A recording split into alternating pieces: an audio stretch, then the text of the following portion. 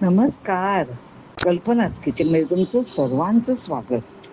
आज मी तुमच्याबरोबर पेरूचा शिरा ही गोड रेसिपी शेअर करणार आहे. ज्यासाठी मी बाजारात छान लाल पेरू मला मिळाले होते. तर आता आपण पाहूया साहित्य दुसरं. इथे मी हा असा लाल आहे पेरू, मग तुम्ही साधा पण वापरू शकतात.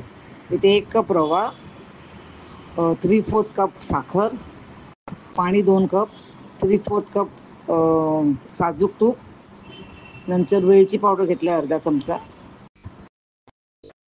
That's it.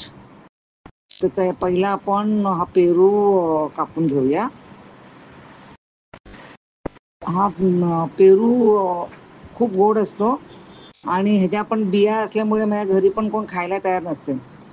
आता इथे बघतात मी स्कूप करते ना, ती मधली बाजूच्या छान बिया नसतात. आता हे करते ते एक लेअर बियांचं असते, ते काढून टाका. तुम्हाला पाहिजे तर हे गाळणीने पण करू शकाल, आणखी ते पल्प मिळेल. पण इथे मी नुसते पीसेस करून वापरले. पेरूचा शिरा खूप टेस्टी लागतो. ज्यांना पेरू आवडत असेल त्यांना हा शिरा खूपच आवडेल. तर असे मी बारीक बारीक पीसेस घेतले बघा पेरूचे. आता इथे मी एका पॅन मी गॅसवर ठेवलाय गरम करत, आणि दुसऱ्या बाजूला टोपामध्ये मी 2 कप पाणी, रवा घेतला ना 1 कप, त्याचं डबल पाणी गरम करत ठेवलं. आता या पॅनमध्ये मी ते साजूक तूप आहे ना ते घातले,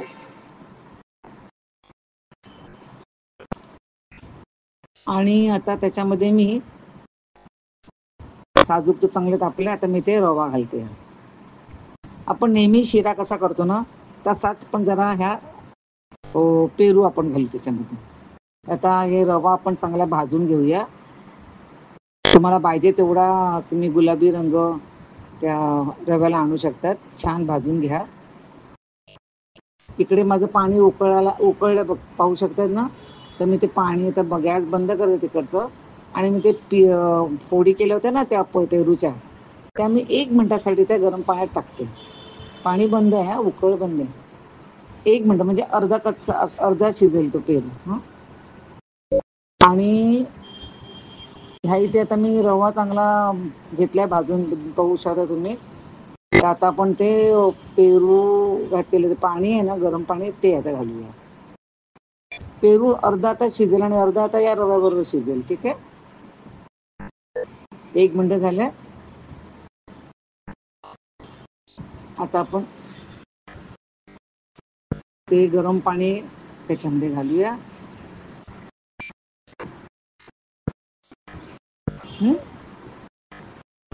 चला,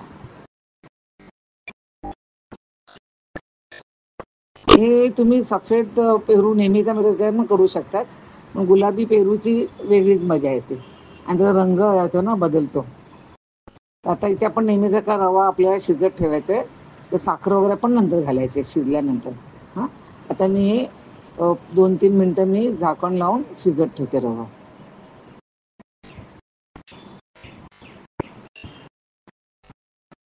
चला बघूया, आता 2-3 मिनटं झालेत.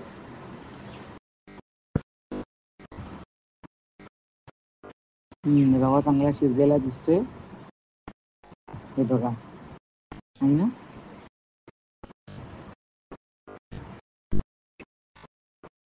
म्हणजे आता आपल्याला साखर घालायला काही हरकत नाही.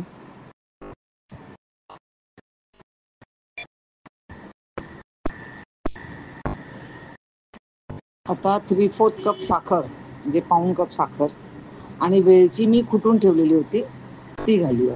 वेलची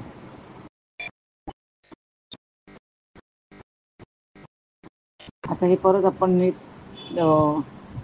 शिजून घेऊया. गॅसवर परत आपण ठेवूया. ती साखर आपली विरघळली पाहिजे ना सगळी.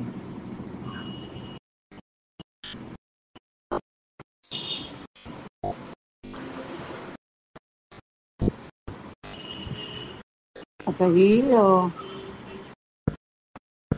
साखर हे होईपर्यंत, मेल्ट होईपर्यंत आपण हे परत 1-2 मिनटंच ठेवूया, कारण सगळं गरम आहे ना, साखर हे याला वेळ नाही लागत. चला 2 मिनिटांनंतर परत पाहूया. वाव, सगळा पेरूचा असा घमघमाट सुटलेला आहे किचनमध्ये. तरी मी ते बघते, दिसते आपल्याला साखर नाहीये, पण आपलं चेक करायला हरकत नाही ना. आता इथे ना मी थोडासा ते पेरूचे पीसेस केलेत ना, त्याचा पण थोडं तुम्हाला पाहिजे तर तुम्ही पल्प करू शकता अगोदरच, म्हणजे त्याचा तो रंग. तर इथे मी आता चमच्याने थोडाच एकदम हे करते, आणि ते चिमटी एकदम मिठीचा, मीठ पाहिजे म्हणजे चव यायला त्याला, एकच चिमटी मीठ. आता परत मीठ पहिला ते साखर घातलं त्यावेळी घालायला पाहिजे होते, पण ठीक आहे, आपण परत 1-2 मिनटं ठेवूया.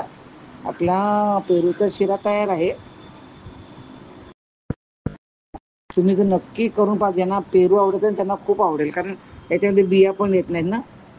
आता इथे मी जरासा डेकोरेशनसाठी दाखवते. मी एक अजून पेरू घेतले आणि ते बघा कशा ते झिगझॅग त्याला कट दिले, आणि हाताने अलगद त्याच्यावर प्रेशर केलं ना की आतली बाजू अशी सुटते, आणि वाव, किती छान दिसतो ना पेरू असा. हा बघा, इथे मी आपण प्रसादसाठी लागते ना, दुकानात मिळते हे, त्याला तूप लावलं मी त्या मोल्डला, आणि त्याच्यामध्ये मी, नाही तर आपण वाटी घेतोच ना, गरम आहे शिरा, तर मी मोल्डमध्ये घालून, वा वा वा, क्या बात आहे. आणि ते आपण कापलेला पेरू, यम्मी यम्मी यम्मी. त्याची रेसिपी आवडेल तर लाईक, शेअर आणि सबस्क्राईबचं बटन प्रेस करायला विसरू नका. आणि हो, माझा व्हिडिओ पाहिल्याबद्दल धन्यवाद. Bye, take care.